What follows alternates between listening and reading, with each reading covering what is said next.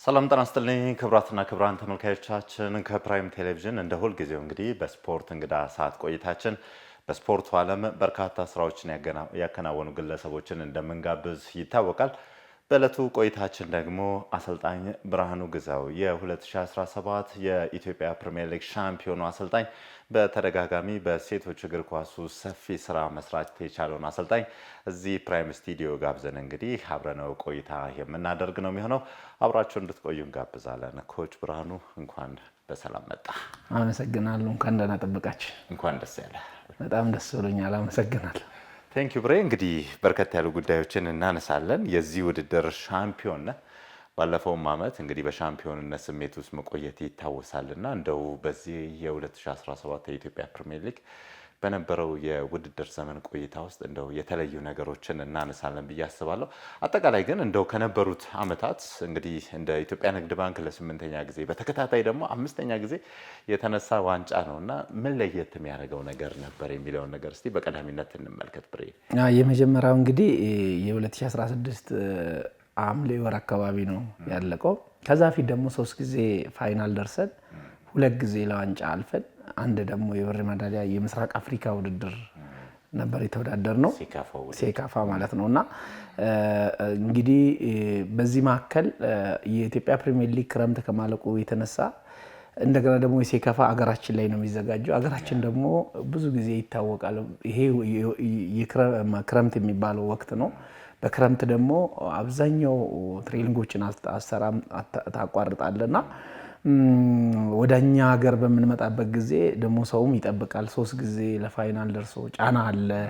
ብዙ ሰዎች ደግሞ በዚህ አጋጣሚ አንተም ከእግር ኳስ ሊያጠፉ የሚፈልጉ በጣም ደግሞ ያንተን ስኬትነት ደግሞ የሚፈልጉ ውስጣቸው ይጓጓና በበቂላ ስቴዲየም አዲስ አበባ ስቴዲየም 2 ጨዋታ ተጫውተናል። እኛ ነን የመረቅነው ከስንት ዓመት በኋላና እነዚህ ሁለቱ ውድድሮች ደግሞ እጅግ በጣም ፈታኝ ነበሩ። እጅግ በጣም ጠንካራ ነበሩና ለየት የሚያደርገው ውድድሮቹ ተከታታይ መሆናቸው። ለምሳሌ 2016ቱ ሐምሌ ማለቁ፣ ናሴ ላይ ደግሞ ሴካፋ መኖሩ፣ ሴካፋ ላይ ደግሞ ሻምፒዮን መሆናችን፣ ከሴካፋ በኋላ ደግሞ ቻምፒዮንስ ሊግ መምጣቱ። የኢትዮጵያኖች ተጫዋቾች ሜንታሊቲ በእንደዚህ አይነት ነገር የተገነባ ነገር የለም። ቀጥሎ ደግሞ ቻምፒዮንስ ሊግ ከገባን በኋላ እዛው ባለንበት ደግሞ የኢትዮጵያ ፕሪሚየር ሊግ መኖሩ፣ የኢትዮጵያ ፕሪሚየር ሊግ አንደኛ ዙር እንደጨረስን ደግሞ ፕሪሚየር ሊግ ብሔራዊ ቡድን ደግሞ የአፍሪካ ዋንጫ ማጣሪያ ከኡጋንዳ ጋር። ስለዚህ አሁን ተደራራቢ ጨዋታዎች ነበሩ። ተደራራቢ ጨዋታዎች ላይ ደግሞ ጉዳቶች የማስተናገድ ከያዝኳቸው ከ25 ተጫዋቾች 7 ተጫዋቾች ተጎድቶብኛል። 18 ተጫዋቾች ነው እጄ ላይ የቀሩት። ከ18ቱ ደግሞ 4ቱ በረኞች ናቸው። 14 ተጫዋቾች ናቸውና እንዲህ አይነት ችግሮች ሲመጡ አሰልጣኝ መፍትሄ ይፈልጋል።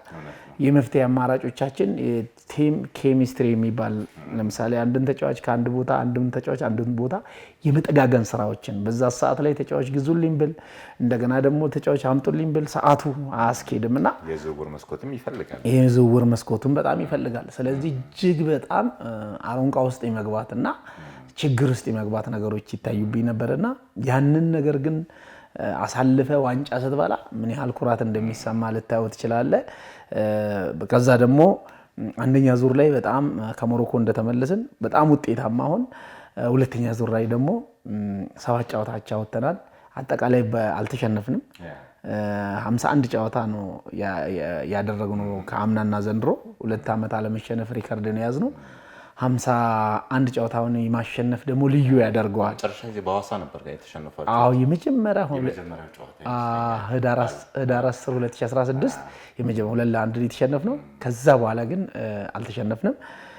በዚህ ተጫዋቾች ተጎድቶብህ በዛ ላይ ደግሞ ሁሉም ክለቦች ኢትዮጵያ ንግድ ባንክ ሲጫወቱ የተለየ መንፈስ፣ የተለየ ንቃት፣ የተለየ ነገር አድርገው ነው የሚመጡትና እሱ ደግሞ በጣም በተለየ ሁኔታ ድሉንም ከሌላ ጊዜ ከፍ እንድናረገውና በጣም እንድናከብረው ኃላፊዎቻችንም ስለሚያውቁ የጎዳና ላይም ፕላስ ደግሞ እዛም መጥቶ በደንብ አድርጎ የመስራት ነገር ያየሁት ይሄ ነውና አጠቃላይ ውድድር አመቱ ብዙ ጨዋታ ተደራራቢ የመጣበት በተደራራቢ መካከል ልጆቹ የተጎዱበት እንደገና ደግሞ ውጤታማ መሆናችን የበለጠ ያኮራናል። በጣም ደስ ይላል። ምናልባት እንግዲህ በቅርብ የዚህ አመት የውድድር ሻምፒዮንነቱ እንዳለ ሆኖ የሴካፋውን ዋንጫ ስታነሳ የነበረ ሴሌብሬሽን በጣም ነበረ የሚገርመው። ደስታህን የገለጽክበት መንገድ እውነቱን ለመናገር እርግጠኛ ነኝ አንተ ራስህ ያንን ምስል ያንን ቪዲዮ ስታይ የተገረምክ ይመስለኛል አይደል? ምን መሰለህ እንግዲህ በተለይ ኢትዮጵያኖች በተለይ አፍሪካኖች ትልቁ ችግሮቻችን ሰዎች ከአጠገባችን ከሄዱ በኋላ ወይም ከሞቱ በኋላ በጣም ስለዛ ሰው ማወቅ፣ ስለዛ ሰው መናገር፣ ስለዛ ሰው ምናምን ይወዳሉ።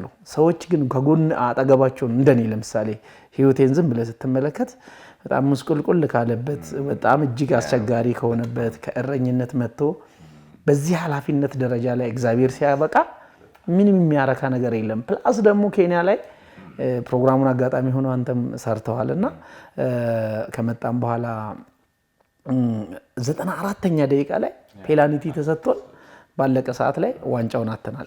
አንድ ይሄ ቁስል አለ። ሁለተኛ ደግሞ እግረ መንገዳቸውን አቅን ነገር እየፈለጉ ደግሞ እግር ኳሱንም አንተንም አንተ የመጣበትን ነገር ካንተ ተምሮ ማደግ ይቻላል። እንደዚህ እግርን ሊይዙ የሚፈልጉ ብዙ ሰዎች ስላሉ ይሄ አንዱ ቁስል ነው ብዬ ነው የማስበው። ታንዛኒያ ላይም ጥሩ ቲም ሰርተን 3ኛ ወተን የመጣ ነው። ኡጋንዳ ላይም 120 ደቂቃ ለዛውም ሁለት ጨዋታ 120 ደቂቃ ተጫውተን አሁንም በጣም የሚገርም እንግዲህ አለምሰገድ እግር ኳስ ውስጥ ነው ያለ ነው። እግር ኳስ ውስጥ እስካለን በቅርብ ጊዜ ውስጥ እንኳን ፋይናል ከምድብ እናልፋለን። እስኪ የወንዶች ቻምፒዮን ሊግ ይካፈላሉ። ግን እየተፍጨረጨረ ያለው ንግድ ባንክ ነው። እየተፍጨረጨርኩ ያለው እኔ ነኝ። መመስገን ሲገባ እግረ መንገድን ተከታትሎ የሚጓትቱ በቃ አንተን በቃ ጠልፎ ለመጣል በጣም ጨዋዎች ደግሞ አሉ የሚገነቡ በጣም ስርዓት ያላቸው። የኡጋንዳ ዋንጫ አጣን። እንግዲህ አሁን 3 ጊዜ ነው ያጣ ነው። ወደ 4 ውስጥ በገባንበት ጊዜ ይሄማ ኢትዮጵያ ንግድ ባንክ 3 ያለፈበት ነው፣ ልማዱ ነው። አሰልጣኝ ብርሃኑ ግዛም ልማዱ ነው። በመከራ ያሸነፍንበትን አስታውሳለሁ። ከዋምቤ ሙስሊም ከሚባለው ቡድን ጋር ለ1 ያሸነፍንበት ፋይናል እኮ ብርቁ አይደለም። ለሶስተኛ ያቀናብሩባል። ልንሄድ ስንል ራሱ አንዳንድ ጊዜ ከፈታ አድርገህ ስታይ ይደግፉ ወይም ደግሞ አቅጣጫ ይስጣ። አንዳንዴ 90 ደቂቃ እስከሚያልቅ ራሱ አይታገሱም እና የብዙ ጫና የብዙ እጅግ በጣም አስቸጋሪ ጫናዎች ስለነበሩ ከልጆቼ ጋር ግልጽ ተነጋገረን። በጣም ደግሞ እለቱ የዛን ጊዜ የሚደንቅ ነው። አንደኛ እኛ ጎርጊስ አካባቢ ነው ሆቴል ያዝ ነው። ሁለተኛ ደግሞ በ23 የጎርጊስ ቀን ነው። በጣም የሚያስደንቅ ደግሞ በዛን ቀን ትልቅ ቡድን አሸንፎ ነው የመጣ ኬንያ ፖሊስ። ሲምባ ማለት በአውሮፓ ደረጃ የሚታይ በሴቶች እግር ኳስ ትልቅ የደረሰ ቻምፒዮንስ ሊግ የመጀመሪያ ሜዳሊያ ያገኘ ቡድን ነው ከሄደ በኋላ ማለት ነው። እና ያን ቡድን አሸንፎ የመጣ ቡድን ነው። እና በቃ ቁጭ ብለን ደጋግመን ታምናለህ የ3 ቀን በሙሉ በየቀኑ ፊልሙን እናያለን። በየቀኑ ኳሶቻቸው ከየት እንደሚነሳ ከየቱ ጋር ጎል እንደሚያገቡ የልጆችን ልዩነት ማየት ነበረብን። እሱን አየን። ከዛ ሜዳ ላይ እግዚአብሔር ይመስገን 90 ደቂቃ ጥሩ ሆነን በመሳት ነበር ያመሸነው። ጎል እምቢ ብሎ 79ኛ ደቂቃ ጎልን ስናገባ የብዙ ጊዜ ቁስል፣ የብዙ ጊዜ ህመም፣ የብዙ ጊዜ እኔ ራሴ ያንን ደስታ አናምጣት በጣም እግረ መንገድ በጣም የሚገርም ሐዋሳ ላይ ምንድነው መሰለህ ትዕግስት ያደታ ትባላለች። እኔ በባህሬ በሰዓት አልደራደርም። ሰዓት ገዝታ ሰጠችኝ፣ ህዝብ ፊት ማለት ነው። ሌላው ሁልጊዜ በማርያም አንድም ቀን በቃ በረከት እንደማገኝ አምናለሁ። እሱንም ሰጠችኝ። ሌላው በህይወት የተደሰትኩበትን ያንን ጊዜ የነበረኝን ደስታ ያው ማህበራዊ ድረገጽም ሲቀባበሉት ነበርና እሱን ሰጠችኝና በጣም ተረድታኛለች። ልክ አንተም ቅድም እንዳስታወስከኝ ያ ፎቶ ወይም ደግሞ ያ ጊዜ ለእኔ ልዩ ነበረች። አንዳንዴ እንደዚህ አይነት አጋጣሚዎች ናቸው ብዙ ለአንተ ማሸነፍ፣ ጨዋታዎችን ማሸነፍ፣ ዋንጫዎችን ማንሳት ብርቅ አይደለም። እስከማውቀው ድረስ በጣም ስኬታማ ጊዜዎችን አሳልፈሃል። ቅድም እንዳልከው ከጃል ሜዳ ተነስተህ ዛሬ በአፍሪካ መድረክ በዓለም መድረክ በጣም ትልልቅ ስኬቶች ውስጥ የታጀብክ ነህና የዛን ቀን ደስታዋ በጣም ለየት ስላለችብኝ ነው ብሬ ያችን ነገር በአበበ ቢቂላ ስቴዲየም ላይ እንደ ሕፃን ልጅ ስትንከባለል ሳይ በጣም ገርሞኝ ነው።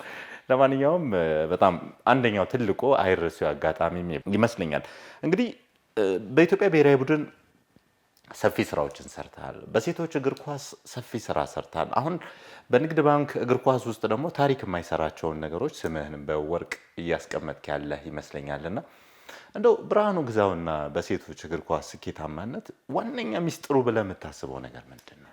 የመጀመሪያው ነገር ደግሞ ትዕግስት። አንድ ሰው ትዕግስት ካለው መድረስ የሚገባ ነገር አስበው። ምን አይነት ትዕግስት ነው ብትለይ፣ ለምሳሌ ማንም በማይረዳን ጊዜ አበባዮሽ እንጨፍር ነበር።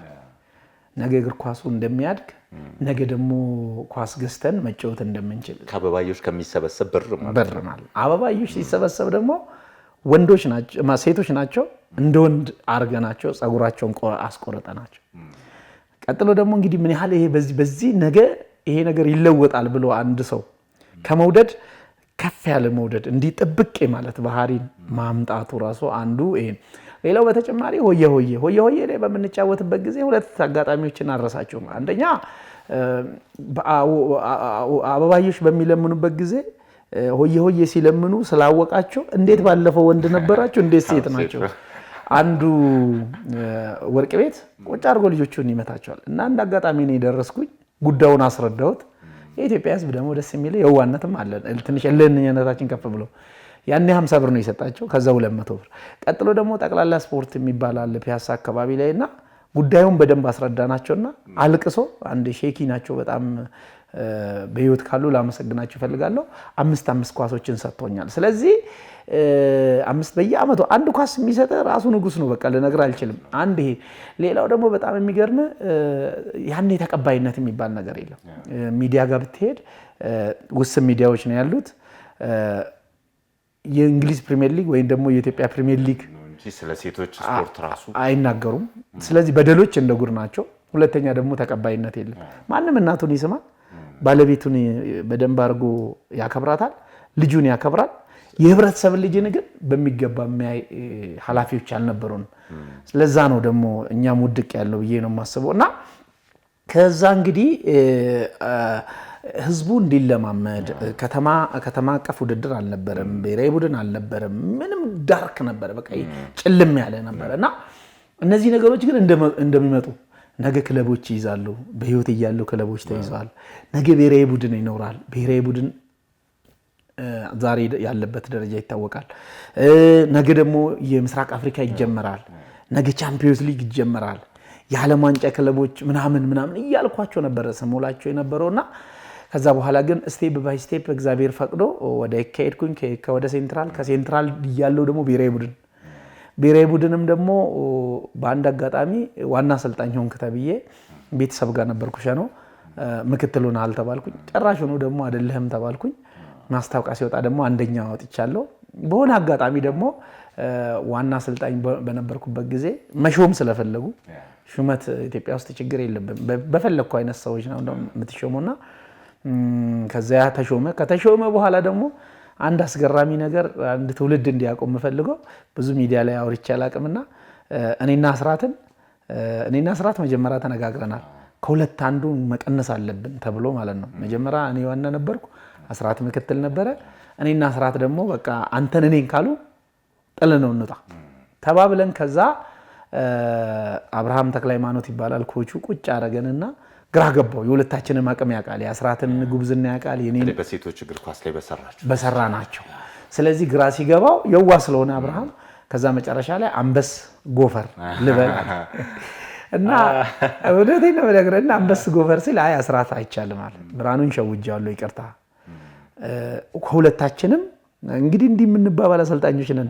እንዲህ ተባብለን እግር ኳሱን ነው ከፋል። ከሁለት አንዳችን ብሔራዊ ቡድኑ ከሚያጣ ብርሃኑ ይቆይ፣ ብርሃኑ ከቆየ በኋላ እግር ኳሱ ከፍ ይላል።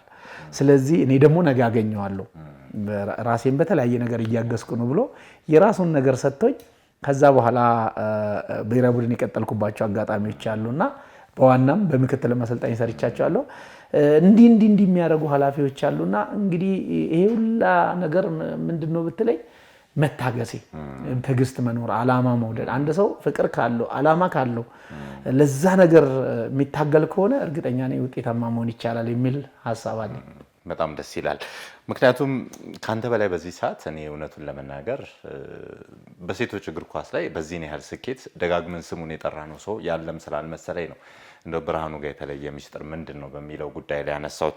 እስቲ እንደው ወደዚህ የዘንድሮ የውድድር ዓመት ድጋሚ ልመልስህና ብሬ አጠቃላይ በሴቶች ፕሪሚየር ሊግ በነበራችሁ ቆይታ አንዳንድ ደስ የሚሉ ነገሮችን ተመልክተናል። ለምሳሌ እዚህ ከኋላችን የሚገኘው ስክሪን ላይ የምናያቸው የኢትዮጵያ እግር ኳስ ፌዴሬሽን በአዲስ መልክ ለሴቶች እግር ኳስ ማበረታቻ በሚል የተለየ ሴታዊነትን የሚገልጽ ሴትነትን የሚያሳይ አይነት የዋንጫ ስነስርዓት ሁሉ ያደረገበትን አጋጣሚ እናስታውሳለን። እንደው አንተ ጋር በተለየ ይህንን የውድድር ዓመት በልዩ ሁኔታ አስታውሳለሁ። ከተጋጣሚ ቡድኖች አንጻር ይመስለኛል ምናልባት እነ ሐዋሳም አሉ እና አዳማም አለ የመጨረሻውን ጨዋታ ምንም እንኳን በሰፊ ልዩነት ብታሸንፍም አዳማ ጥሩ ጊዜ እንደነበራችሁ ጥሩ የተፎካካሪነት ጊዜ እንደነበራችሁ አስባለሁና እንደው በተለየ የምታነሳልኝ የዚህ ዓመት አጋጣሚና የትኛው ቡድንስ ሞር ቻሌንጅ ሲያደርግህ እንደነበር ምንም እንኳን ሙሉ በሙሉ ባትሸነፍም የትኛው ቡድን ቻሌንጅ እንዳደረገ እስቲ እነዚህ ነገሮች አጫውተኝ። የሚገርም የዚህ ዋንጫን ኢትዮጵያ እግር ኳስ ፌዴሬሽን ያው እኔ እውነቱን ነው የምናገረው ብዙ ጊዜ እግር ኳሱ ላይ ያን አልደክሜ ስለመጣው እኔ ነኝ ድምጽ ብዬ አስባለሁ እና ድምጼንም በየትኛውም ቦታ ላይ አሰማለሁ። በእውነት ከሆነ ይሄንን ዋንጫ በእለቱ ማየቴ አስደስቶኛል። የሴትን ክብር እየጠበቀ ሴቶች ብዙ ጠበባኖች የተላቀቁበት እኛ ብዙ ጊዜ ለራሳችን ማንነት ለራሳችን ክብር ስለማንሰጥ ነው እና ተደብቆ ፌዴሬሽኑ በእለቱ ሲያሳየን ሰርፕራይዝ አድርጎናል። ያ ደግሞ የበለጠ ደስታ ሰጥቷል እና ይሄ ይበል የሚያሰኝ የመጀመሪያዎችን በመሆናችን ሌላው ደግሞ የግሎባል ስፖርት ጋር ተባብሮ የቀጥታ ላይፍ ማረጋችሁ እጅግ በጣም ይደነቃሉ። በጣም ደግሞ ከሚያስደስተው ነገር ደግሞ ምንድነው ከመድን ጋር የ30 ሚሊዮን ብር ተዋውሎ እንዲህ አይነት ነገሮች መምጣት ሲጀምሩ ሽልማቶች ይበረከታል። እነ ኬንያ፣ ኡጋንዳ፣ እዚህ በደቡብ ሱዳን ማኖቭ ዘማች አለ። ኢትዮጵያ ማኖቭ ዘማች አላት። ለአሰልጣኞች ወራይ ኮከብ ይሰጣሉ። ምክንያቱም እኔ ዛሬ በወስድ ነገ ደግሞ ያኛው አሰልጣኝ ወስዳለሁ ብሎ ነው የሚያስቡ። እንደገና ደግሞ የተለያዩ ሽልማቶችን እና እኛ ትልልቅ ነገር እንሰራና ትንንሽ ነገር ላይ ስለዚህ ይሄን ስፖንሰር ፍለጋ እንዲምና ፌዴሬሽን ቢቀጥልበት እርግጠኛ ነኝ ብዙ ነገር ማግኘት ይቻላል ብዬ ነው የማስበው። እንደ ድክመት ደግሞ ላነሳቸው የሚችለው ያው ሳልቫጅ ሜዳ ላይ ነው የተጫወትነው። አበበ ቢቂላና እንደገና ደግሞ ሐዋሳ ላይ ነው። ሁለቱም ኦልሬዲ አገልግሎታቸውን ጨርሷል። ጉዳቶቹ የመጡትም ከዚህ አንጻር ነው እና ይሄንን ደግሞ ኢትዮጵያ እግር ኳስ ፌዴሬሽን እነዚህን እንዳስተካከላቸው ያንን ያስተካክላል ብዬ አስባለሁ። ጥሩ ነገሮች ናቸው አሁን እያደረገ ያለው። ቀጥሎ ደግሞ እኔ ሁሉም ናቸው የሚከብዱኝ። በእውነት ልንገር ቀለል ብሎ ምናልባት አንዳንድ ጊዜ ከ70-80 ደቂቃ በኋላ 4-5 ጎሎች ሊገቡ ይችላሉ እንጂ ሁሉም በተለየ ስለሚዘጋጅ እኔም እንቅልፌን አጥቼ ተዘጋጅቼ ነው መጣ ያንዳንዳቸውን ተጫዋቾች በክብርና በፍቅር ስለማይ ልጆቼም ደግሞ የዋንጫ ራብ፣ የዋንጫ ጥማት፣ የአሸናፊነት ተምሳሌት እንዲሆን እኛም ብዙ ጀግና አትሌቶች አሉ ሰለቸን የማይሉ ቀነኒሳን ብታየው እንደገና ኃይሌን ብትመለከት ታሪክ ሰጥቶን ሄደዋል። አበበ ቢቂላ ኢቭኒፍ 3 ኦሎምፒክ ላይ መወዳደር ነገሮች አሉና እግር ኳስ ውስጥ ግን ይሄ ነገር የለም። ብዙ ጊዜ እርካታ አለን። በቃ ወንዶቹ ጋር አንድ ከበላ በላው ነው በቃ ሁለተኛም አይደገም ሶስተኛም ታሪኮቻችን የመደጋገም ነገሮች ላይ አይታይም። እኔ የካ ክፍለ ከተማ እያለሁ 2 ዋንጫ አግኝቻለሁ። ሴንትራል ደግሞ 3 ዋንጫ አግኝቻለሁ። አዲስ አበባ ምርጥ ላይ 6 ዋንጫ አግኝቻለሁ።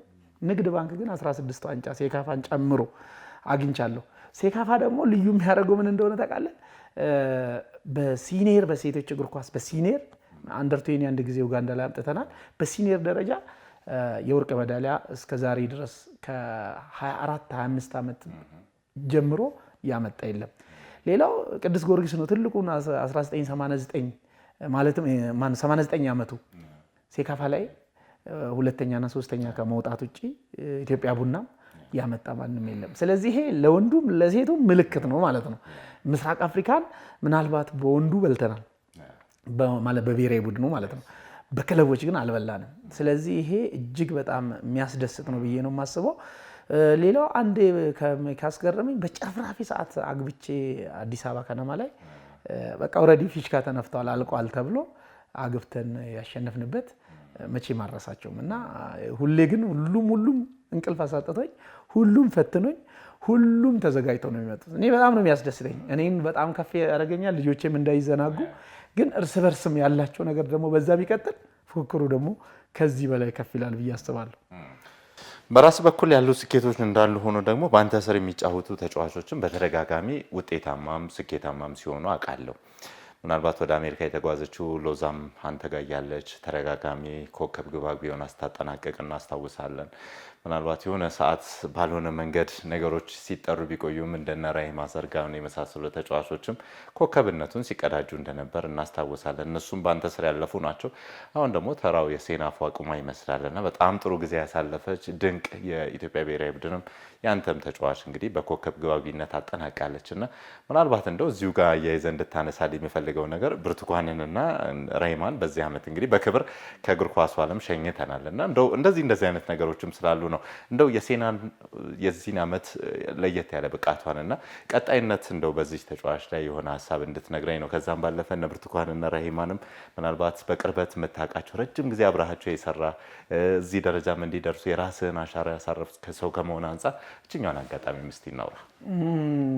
በጣም የሚገርመው እንግዲህ ከብዙ ጀግና ጋር አሳልፍ ያለው ነኝ። ኢትዮጵያ ውስጥ ኢትዮጵያን ያገለገሉት በሙሉ ከኔ ጋር አሳልፏል።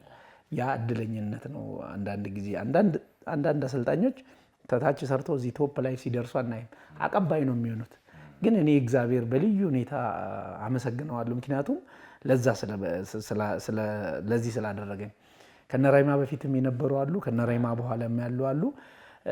የነ ራሂማ ትውልድ ያው የተጎዳ ትውልድ ነው። ተጠቃሚ አልነበረም።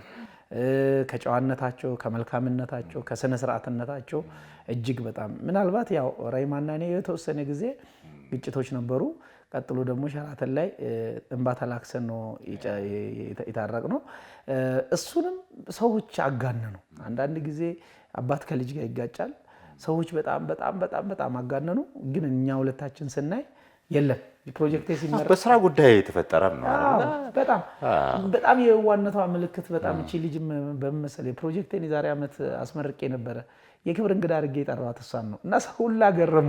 ሻኖ ድረስ ነው እየነዳች የመጣችው። ስለዚህ ከእንደነዚህ አይነት ልጆች ጋር ልትለያይም አትችልም። ምክንያቱም 14 ዓመት አብረህ ሰርታል። የአፍሪካ ዋንጫ አብረህ አልፈሃል። በብሔራዊ ቡድንም በቃ ልነግርም አልችል። በተለይ ደግሞ ንግድ ባንክ ላይ ከሰራቻቸው አኳያዎች። ስለዚህ ለትውልድ ደግሞ መንገር የምፈልገው ስለ ራሂማም ስለ ብርቱካንም ወይም ደግሞ ስለ ነሽቴን እነሱ ጨክኖ ረጅም ዓመት አሁን ብሔራዊ ቡድኑም እየተራበ ያለው ምናልባት ወይ ሎዛ ወይ አረጋሽ እንደዚህ አሁን የመጡት የተወሰኑ ልጆች ናቸው እንጂ 2 3 4 ዓመት አይገፉበትም። የት ትደርሳለች የተባለችው ልጅ ቤንች ወንበር ላይ ቁጭ ትላለች ከሆነ ጊዜ በኋላ። እነዚህ ልጆች ግን ራሳቸውን ጠብቆ እግር ኳስን አክብሮ ለምሳሌ ሊዮኔል መሲንና ሮናልዶ ለምን እንወዳቸዋለን? ፐርፎርማንሳቸውን ጠብቆ እኔ እናንተን አክብሮ ነው። ለ20 ዓመት ሳናቋርጥ አይተናል። ሮናልዲኖ ጉቾን 40 ዓመት ቢጫወትልን ደስ ይለናል። ጀዶታውን እየወደድ ነው ግን አላከበረንም። ምክንያቱም ያንን በየቀኑ እሱ ማየት የማይፈልግ አለ ብዬ አላስብም። ሪያል ማድሪድ እኮ ቆሞ አጨብጭቦለታል። ስለዚህ አሁንም እኔ ለወጣቶች ማስተላለፍ እንፈልገው ልክ እንደነ ብርቱካን ልክ እንደነ ራሂማ ወይም ደግሞ እንደነ ሽታዬና አዲስ በጣም ብዙ አሉ እና ሄለን የሚባሉ ብዙ ልጆች ልክ እንደነሱ ኮንሲስተንሲ ቢኖራቸው። ምክንያቱም ብር መኖሩ ወይም ደግሞ አጃቢ መኖሩ በኋላ ከውድቀት አያድንም። ውድቀትን ከፍም ዝቅ ሊያደርግ የሚችለው ምንድነው? ስራክ ስለሆነ ማለት ነው። ስለዚህ እነዚህ አሁን ያልኳቸው ልጆች ናቸውና የኢትዮጵያ እግር ኳስ ፌዴሬሽንም በዚሁ ሊመሰገን ይገባል። ምክንያቱም ለምን መሰለህ? የሀገር ሀብት ናቸው። የሀገር ሀብት መሆኑ ለሽመልስ ብቻ ለምን ይሸለማል? አየህ ሴትና ወንድን እኩል አድርጎን ስንል እንዲህ አይነት ነገሮችን ስናይ፣ ስለዚህ እኛም አሁን ምስጋና ውስጥ የገባ ነው የምናየው ነገር ያልተስተካከለ ነገር እኮ እንተቻለን። ለምን እንድንነቃቃ ነው እንጂ ማንንም የመተቸት ፈልገው አይደለምና የዛን ቀን ያደረጋት ነገ እኔም በዚህ ይሸኛለሁ እንደ ብርቱካን 23 ዓመት እጫወታለሁ የምትል ትውልድ ትመጣለች። እንደ ራሂማ 18 ዓመት እጫወታለሁ። ያው አጠገቤ አብሬ ስለሰራው ነው የማውቃቸውና ስለዚህ እንደዚህ አይነት ነገሮችን ይበረታታል ብዬ አስባለሁ። ወደ ሴናፍ አቁማ ስመጣ ደግሞ ያቺ ልጅ 2010 ብዙዎች ጊዜው የሷ ነው እያሉ ነው። ብዙዎቹ እንግዲህ 2010 ነው ብቅ ያለችው። 2010 ደግሞ ኮከብ ተጫዋች ኮከብ ጎል አግቢ ሆናለች። ከ2012 በኋላ እስከ 2015 ደግሞ እቺ ልጅ በየትኛውም ጎል አግቢነት ውስጥ ከፊት አይደለችም። ወይን ሶስተኛ ወይን ሁለተኛ ምናምን ትወጣለች። አንድ አሰልጣኝ ጊዜ ችግሩን መፍታት የሚችለው በምንድን ነው? በማን ነው? ምንድን ነው? ስለዚህ እኔ የልጅቷን አቅም አየሁኝ፣ የልጅቷን ችሎታ አየሁኝ። 2 ዓመት ኮከብ ጎል አግቢ ሆናለች። በጣም የሚያስገርመው ደግሞ እሷ 2 ዓመት ከመሆኑ የተነሳ እንግዲህ ሎዛ ሌጀንድነት ዲሲፕሊን ናት። ክለቡን በጣም አግዛለች። ሴካፋ ላይ ግን ሎዛ ኮከብ ነው የሆነችው። እቺ ልጅ ኮከብም ሆነች ዋንጫም ደግሞ አነሳችው። ሎዛ 2 ጊዜ ኮከብ ሆናለች። ባለ ታሪክ ናት። በነገራችን አልነበረችም። አየህ እንደ አይነት ታሪኮች አንዳንድ ጊዜ ይመጣሉና የሴናፍ ደግሞ በመጨረሻ ሰዓት የዛን ጊዜ ጎል ያገባችው ለትውልድ የሚወራረስ ነው እና ሴናፍ ብቻ አይደለችም። ንግስት አምና በመከላከያ ስናያት ቤንች ነበረች። ዘንድሮ ግን እርግጠኛ ነኝ ኮከብ ተጫዋች ኢትዮጵያ እግር ኳስ ፌዴሬሽን ሲያወጣ ከሚሆኑት አንዱ ናት። ስለዚህ ብዙ ተጫዋቾችን እኔ ሌላ ክለብ ጋር ስመጣ እኔ ጋር ምንድነው ልጨምርላቸው የምችለው እንደ ባለሙያተኛ ምንድነው የጎደላቸው? መረብ አካባቢ ላይ ዲፌንስን የማለፍ ባህሪያቸው፣ ቦታ ይዞ የመጫወት እዚህም እዛም የማለታቸው የሚመጣባቸው ነገሮች አሉ። ስለዚህ የሴናፍም በጣም ላደረገችው በዚህ 2 ዓመት ውስጥ እኮ አንድ ትልቅ ክለብ ፕሪሚየር ሊግ ውስጥ የማያደርገውን ነው ያደረገችው። ለምሳሌ በሴካፋ 7 ጎል አግብታለች። እንደገና ሴካፋ የመጀመሪያ ጊዜ 1 ጎል አግብታ ቻምፒዮንስ ሊግ 9 ጎል አላት በኢንተርናሽናል። በፕሪሚየር ሊግ ደግሞ 50 ጎል አላት። 59 ጎል ነው ያገባችው። ስለዚህ ምን ያህል ስኬታማ እንደሆነች በደንብ ማየት ይቻላል። እና ይሄም እኔም እድለኛ ነኝ ዳግም እሷንም ወደ ኮከብነት መመለሴ። አይ ቲንክ በቅርብ ጊዜ 2-3 ሀገራቶች ፕሮፌሽናል ጠይቋታል። ያ ደግሞ ከኢትዮጵያ ንግድ ባንክ መሆኑና ከኔ መሆኑ እጅግ በጣም ኩራት ይሰማኛል። አዎ በጣም በዓለም አቀፍ ደረጃ ሴቶቻችን እንግዲህ ወደ ባህር ተሻግረው ሀገር አቋርጠው የሚሄዱ የመጫወት እድልም የመጠቀም እድልም እያገኙ መሆኑ ደግሞ ሌላኛው ጥሩ አጋጣሚ ይመስለኛል። ብሬ ምናልባት እንግዲህ አሁን አንተ ጋር ደግሞ ሌላኛው እንደ ምሳሌነት ሊነሳ የሚችለው ጉዳይ የአንተነትህን ታሪክ የአንተነትህን ስራዎች ለቀጣይ ትውልድ ለማሳለፍ ደግሞ የራስን ጥረቶች እያደረክ ነው። ግለ ታሪክ መጽሐፍ አሳትመሃል። በራስ የግለ ታሪክ ለሚያተኩር ዶክመንተሪ ፊልም አሰርተሃል። የትውልድ ቦታ ላይ ሄደ ሸኖ ላይ ፕሮጀክቶችን ገንብተ ወጣቶች እንዲፈሩ ወጣቶች ለነገ ሀገራቸው በስፖርቱ የራሳቸውን አስተዋጽኦ እንዲያደርጉ ጥረቶችን እያደረክ ነውና እነዚህ ነገሮች እንዴት ነው? ከምን የመነጩ ሀሳቦች ናቸው? እስቲ ብሬ ትልቅ ደረጃ እንደሚደርስ ያን ያህል ያላቀ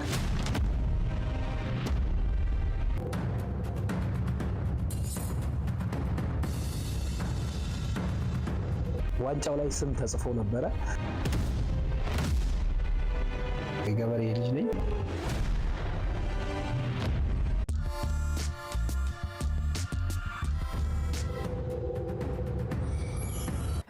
የመጀመሪያ እንግዲህ ያው እኔ የገበሬ ልጅ ነኝ። በጣም ደግሞ እስከ 11 ዓመት ድረስ ያው ከብትም አግጃለሁ። አዲስ አበባ ስመጣ ብዙ ቻሌንጆች ገጠሙኝ። ይሄም ሙያ ከብዙ ቻሌንጆች መካከል ነው እንትን ያደረኩትና ብዙ ከኔ በላይ ታሪክ የሰሩ አሉ ብዬ አስባለሁ። ምናልባት በ26 ዓመት 27 ዋንጫ ማምጣቴ ልዩ ሊያደርገው ይችላል። እነዛ ግን በህይወት ያጣናቸው ሰዎች ግን ሰዎች ናቸው በአፍ የሚያወራላቸው የራሳቸው ያስቀመጡት ነገር የለም። እኔ እንግዲህ መጽሐፉን ስጽፍ የመጀመሪያው ደረጃ ለምንድን ነው 10 ዓመት ነው ከተጻፈ የእግር ኳስ የሴቶች እግር ኳስ እንዴት እንደተጀመረ ማን ክለቦች እንደነበሩ እንደገና ደግሞ አንድ ነገር መታየት ያለበት ብዬ የማስበው የኔ ደግሞ በሴቶች እግር ኳስ ወጣ ውረድ እንዴት መከራ እንዳየው እንዴት አበሳ እንዳየውኝ ለታሪክ ተቀምጦ ሰዎች ስለኔ እኔን መፈለግ እኔን ኢንተርቪው ማድረግ አይጠበቅባቸውም እና ለትውልድ ነው። ትውልድ ግን ምን መሆን አለበት ብዬ አስባለሁ ማየት አለበት። ያንን ካየ አይቸገርም። ስለዚህ ታሪክ ማስቀመጥ እኔ 3 ልጆች አሉኝ። አንደኛው መጽሐፉ ደግሞ 2 ልጆች ናቸው። ይሄኛው ነው 4 ልጆች ናቸው ማለት ይቻላል። ስለዚህ ይሄ ከሆነ በኋላ ደግሞ እነዚህ ባለፈው ሴካፋ ዋንጫ የበሏቸው 25 ዓመት የቆየ አሰልጣኝ የለም። ብዙ እግር ኳስ ውስጥ የሚያጓጉኝ መጥቷል። ደደቢት እግር ኳስ ከዛ በፊት በአብርሃም ተክለሃይማኖት ጊዜ ፈልጎ የነበረ የ20 ሺህ ብር ነው። እኔ ግን ኢትዮጵያ ንግድ ባንክ የሚከፈለኝ 2500 ብር ነበር የዛን ጊዜ። አሁን በጣም ተሻሽሎልኛል እና ዞሮ ያንን ገንዘብ ትቼ ሳማልለኝ ቀጥ አድርጌ ሴቶችን እግር ኳስ እዚህ ደረጃ አድርሻዋለሁ። ስለዚህ 25 ዓመት የኢዮቤልዩን በምን ማክበር አለብኝ ብዬ ሳስብ ከተወለድኩበት እስካሁን ድረስ ባለው ደረጃ ላይ ብዙ ጀግኖችን አፍርቻቸዋለሁ ለሀገርም እንደገና ደግሞ ፕሮፌሽናል የሚሆኑ በርካታ ልጆች። ስለዚህ ይሄ ዶክመንተሪ ፊልም ወጣቱን ያስተምራል። አሁን ወጣቱ ይመጣና ብር ብቻ ነው የሚፈልገው፣ ወጣ ወረዱን አይፈልገውም፣ ስቃዩን አይፈልገውም። በእለቱ በጣም አዳራሹ ከጠበቅ ነው እኛ የጠራ ነው ወደ 200 ሰው ነው፣ ወደ 350 አካባቢ ነው ሰው የመጣውና ሰው ተጠራርቶ በዛ ደረጃ ያንን ፊልም መጥቶ አይቶ ክብር ፕሬዚዳንቱም፣ ዋና ጸሐፊም፣ ጋዜጠኞችም፣ ኮሜዲያኖች በጣም ብዙ ሰዎች ሁለቱንም ደግሞ ሳሳትም ንግድ ባንክ ነው ስፖንሰር የሆነኝና የንግድ ባንክ ባለውለታዬ ነው። ምክንያቱም እኔ የሰራኋቸውን ነገሮች በማስተዋል ሌላው ደግሞ አንዳንድ ጊዜ ትውልድ ላይ መስራት ሆስፒታል እንደመገንባት ነው ብዬ ነው የማስበው። ህፃናቶች ናቸው ዛሬ ሐኪም ቤት የሚውሉት፣ ህፃናቶች ናቸው በሱስ የሚውሉት። እግር ኳስ የነገ ህይወታቸው ላይሆን ይችላል፣ ግን ከትምህርታቸው በኋላ አንድ በጎ ቦታ ውላለሁ ብሎ ሲያስብ፣ እግር ኳስ ደግሞ የሚጫወተው ብዙ ጊዜ የድሃ ልጆች ነው። የምትገዛላቸው አሻንጉሊት የለም፣ የምትገዛላቸው መኪና የለም። ያቺን ኳስ ፈልጎ ለሚመጣው እሱንም መጫወቻ በሚያጣበት ጊዜ እኔ ወደ ተወለድኩበት ትውልድ ሀገሬ ሄጄ መጀመሪያ በነገራችን ላይ ያሰብኩት ሴቶችን ብቻ ነው። እጅግ በጣም የሚገርም ህፃናቶች መጡ፣ ወንዶች መጡ። ስለዚህ እዛ ጋር ጠባሳ በጣል አልፈለኩኝም። አሰልጣኙም ጎበዝ ስለሆነ ትንሽዬ የፕሮጀክት ገንዘብ ነው የምሰጠውና እስኪ ትሞክራለህ ስል እሞክራለሁ። ስለዚህ አንደር 13 ሴቶች አቋቋምን፣ አንደር 13 ወንዶች አቋቋምን፣ ፕላስ ደግሞ አንደር 17 አዳማ ድረስ መጥቶ ይደግፉኛል። የሴካፋ ጊዜ አንድ ጨዋታ ብቻ ነው የቀሩት። እንደገና ደግሞ አንደኛ ዙር ላይ በነበሩበት ጊዜ ቀጥ ብሎ መጥቶ እኔን ደግፎኝ ነው የሚሄዱት።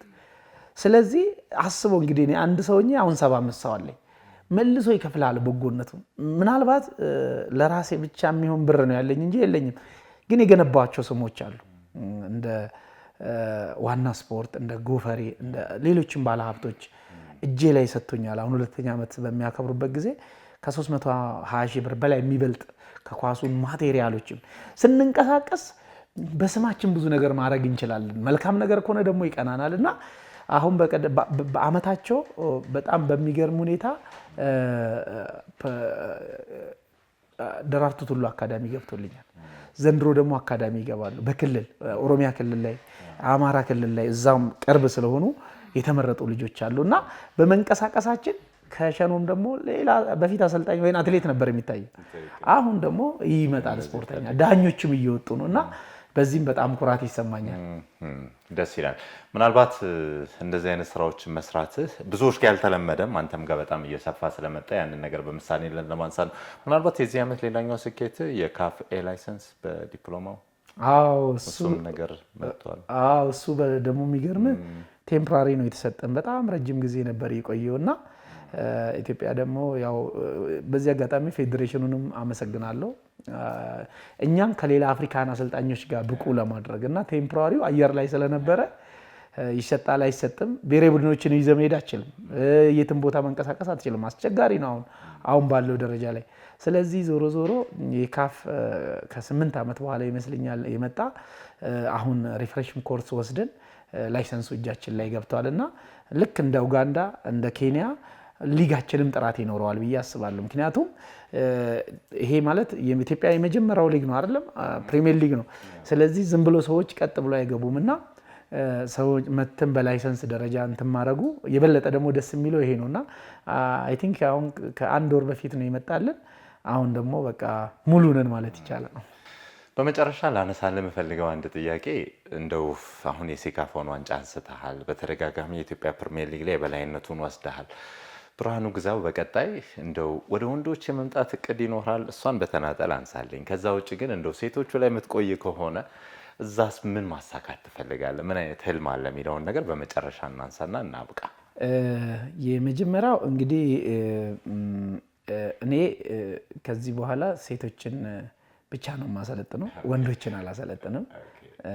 ስለዚህ ሴቶችን ሳሰለጥን ከሴቶች ከማሰልጠን በኋላ ደግሞ አባቶቻችን አሁንም ጨምሮ ገበሬ ነው እያበላን ያለው ነውና ወደ ግብርና ህይወት መግባት እንደምፈልግ ከዚህ በፊት ተናግሬያለሁ። ስለዚህ ግብርና ውስጥ መግባት ነው የምፈልገው። ማሰልጠን 4 ዓመት ብቻ ነው። 4 ዓመት ከዚህ በኋላ 30 ዓመት አሁን 26 ዓመት ሞልቶኛል። 30 ዓመት ላይ እንደ እግዚአብሔር ፍቃድ አቆማለሁ ብዬ ነው የማስበው።